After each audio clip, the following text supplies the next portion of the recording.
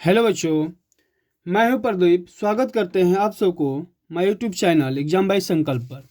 मैं आप लोगों के लेकर आए हैं क्या चीज़ आज का सबसे सुनहरा और सबसे अच्छा क्वेश्चन रसायन विज्ञान का, जो कि दीर्घ उत्तरीय प्रश्न है। क्या है?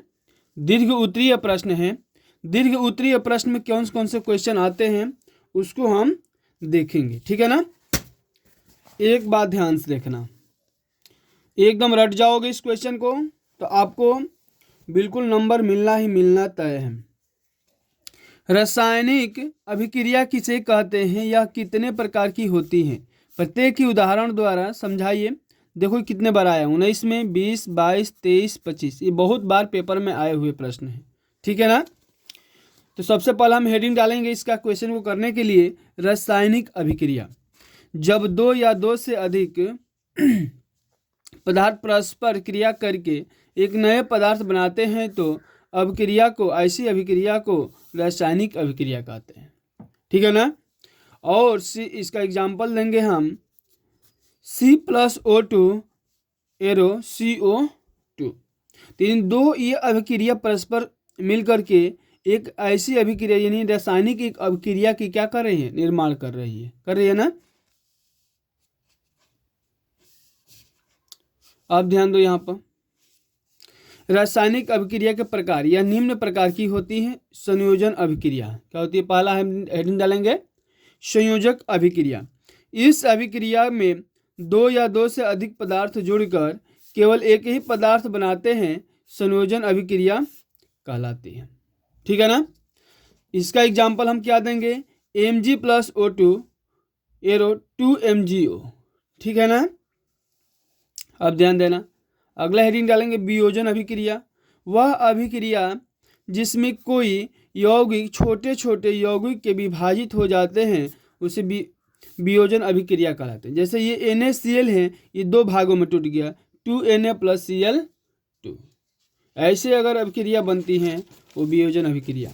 अब आते हैं हम तीसरा नंबर अभिक्रिया कौन सी है, तो विस्थापन अभिक्रिया। कौन सी है बाबू, तो विस्थापन अभिक्रिया आपकी है वह अभिक्रिया जिसमें सक्रिय तत्व के यौगिक से क्रिया करते हैं उस विस्थापित कर देता है, उसे विस्थापन अभिक्रिया कहते हैं। जैसे Fe+COSO4 एरो FeSO4+Cu, ठीक है ना।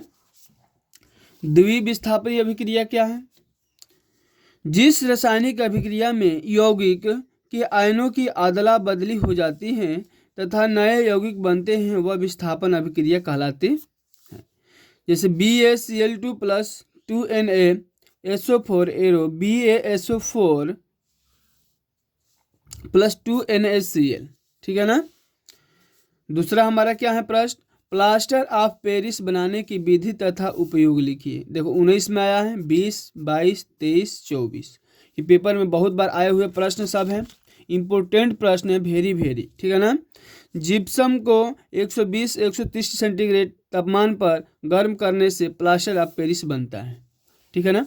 बनाने की विधि क्या है हमारी, तो CaSO4 2H2O arrow CaSO4 into half H2O plus 3/2 H2O। उपयोग शिल्प चिकित्सा के प्लास्टर करने में, शल्य चिकित्सा, शिल्प नहीं शल्य है, शल्य चिकित्सा के प्लास्टर करने में, मूर्ति व खिलौने बनाने में, सांचे और मॉडल बनाने में, ठीक है ना।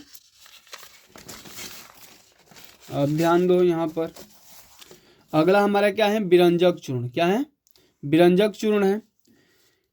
प्रश्न नंबर 3, विरंजक चूर्ण यानी ब्लीचिंग पाउडर का रासायनिक नाम और अणुसूत्र का उपयोग लीजिए। विरंजक चूर्ण हेडिंग डालेंगे, ब्लीचिंग पाउडर इसी को बोलते हैं, का रासायनिक नाम कैल्शियम ऑक्सीक्लोराइड तथा अणुसूत्र CaCl2 होता है, ठीक है ना।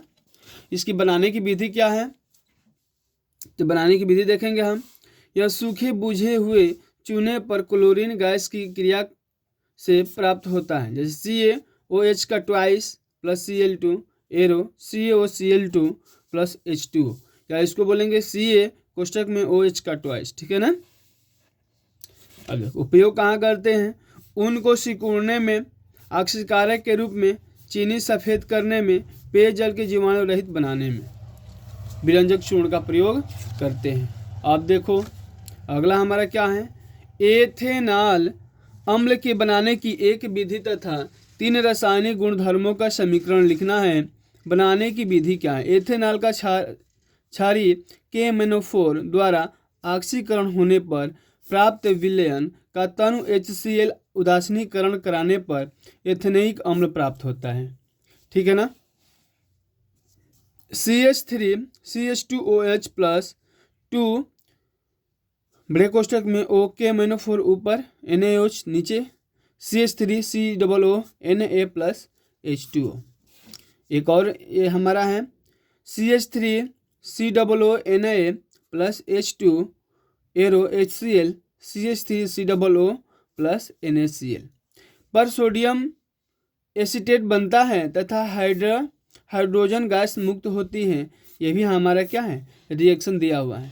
ऐसे करके रिएक्शन लिखेंगे हम ब्लैक पेनों से पेपर में। ठीक है ना। अगला हम देखते हैं दूसरा नंबर, बनाने की विधि क्या है। NaHCO3 के साथ सोडियम एसीटेट बनता है तथा कार्बन डाइऑक्साइड गैस निकलती है। CH3 COOH प्लस NaHCO3 के साथ अभिक्रिया कर रही है तो CH3 COO Na plus H2O plus CO2। ठीक है ना। सांद्र H2SO4 की उपस्थिति में एथिल एल्कोहल के साथ क्रिया कराने पर एथिल एसीटेट बनता है। तो CH3 COOH प्लस C2H5OH से हम क्या कर रहे हैं, क्रिया कर रहे हैं। तो CH3 COOH CH3 COO C2H5 plus H2O बनता है। ठीक है ना। अगला हमारा प्रश्न क्या है, बहुत ही सुंदर ये प्रश्न है। 5 नंबर, दीर्घाकार आवर्त सारणी की प्रमुख विशेषताएं लिखिए। ये क्या है, उत्तर डालेंगे हम। दीर्घाकार आवर्त सारणी की प्रमुख विशेषताएं निम्नलिखित है। क्या क्या है वो, पहला हम देखेंगे। यह सारणी तत्वों के अधिक मौलिक गुण परमाणु क्रमांक पर आधारित है। इसमें तत्वों की स्थिति का सीधा संबंध उसके परमाणु के इलेक्ट्रॉनिक विन्यास से है, अतः यह एक अति आदर्श प्रबंध है। ठीक है ना। इसमें तत्वों का रासायनिक गुणों में समानता, भिन्नता तथा अन्य क्रमिक परिवर्तन का स्वयं ही अभ्यास हो जाता है। चौथा में हम क्या लिखेंगे, इस सारणी में विभाजन किए गए जैसे सोडियम जैसे सक्रिय तत्व, संक्रमण तत्व, विरल मृदा धातु, लैंपोनाइट व रेडियो एक्टिव धातु, उपधातु इत्यादि। ऐसे करके लिखेंगे हेडिंग और एग्जाम्पल डालकर। एग्जामिनर बहुत नंबर देगा, एक भी नंबर नहीं काटेगा। ठीक है ना। अब ये देखो 6 नंबर हमारा प्रश्न क्या है। 6 नंबर हमारा प्रश्न है, मेंडल के अनुवांशिकता के नियम को विवेचना कीजिए। तो आप जल्द से जल्द पहले इसका स्क्रीनशॉट मारिए कि आप लोग लिख लेंगे। ठीक है ना। देखो डायग्राम के साथ बनाइए। ये प्रथम नियम है हमारा, ये हमारा द्वितीय नियम है। जल्दी से जल्दी स्क्रीनशॉट मारिए और आप लोग इसको रट जाइएगा। यहाँ हमारा है तृतीय नियम, जिसको हम अफबाहु का नियम कहते हैं, अफविहुमन का नियम। इसको भी स्क्रीनशॉट मारिए अब जल्द से जल्द। ये आपका अभिक्रिया कराया गया है डायग्राम के साथ।